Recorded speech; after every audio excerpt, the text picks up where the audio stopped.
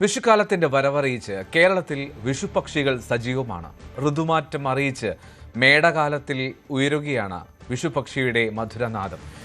Indian Kuku വിഭാഗത്തിൽപ്പെട്ടതാണ് വിഷുപക്ഷികൾ.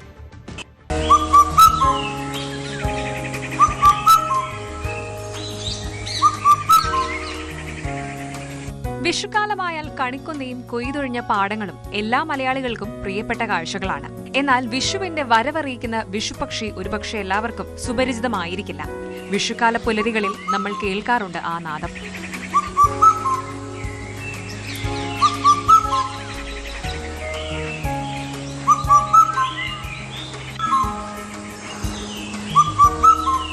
കേരളത്തിലെ വിഷു ആഘോഷവുമായി ബന്ധപ്പെട്ട ഒരു പക്ഷിയാണ് വിഷു പക്ഷി, അല്ലെങ്കിൽ ഇന്ത്യൻ കുക്കു എന്നാണ് ഇതിനെ അറിയപ്പെടുന്നത്.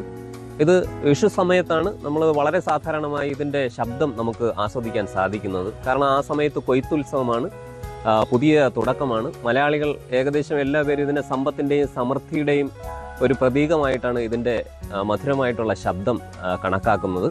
വിഷുപക്ഷി, ഉത്തരായണക്കിളി, കതിരുകാണാക്കിളി, അച്ഛൻ കൊമ്പത്ത് തുടങ്ങി പല പേരുകളിലും ഈ കുയിൽ നാട്ടിൻപുറങ്ങളിൽ അറിയപ്പെടുന്നു. ഇന്ത്യൻ കുക്കു വിഭാഗത്തിൽപ്പെടുന്ന ഇവ ഇന്ത്യക്ക് പുറമെ ബംഗ്ലാദേശ്, ഭൂട്ടാൻ, നേപ്പാൾ തുടങ്ങിയ രാജ്യങ്ങളിലും കാണപ്പെടുന്നു. ചക്കയ്ക്ക് ഉപ്പുണ്ടോ, അച്ഛൻ കൊമ്പത്ത്, അമ്മ വരമ്പത്ത്, കള്ളൻ ചക്കേട്ടു എന്നിങ്ങനെ മധുരനാദങ്ങളുമായി എത്തുന്ന ഇവ വിഷുക്കാലത്താണ് സജീവമാകുന്നത്. നാണം കുണുങ്ങി പക്ഷിയായത് കാരണം കണ്ടുകിട്ടുക എളുപ്പമല്ല.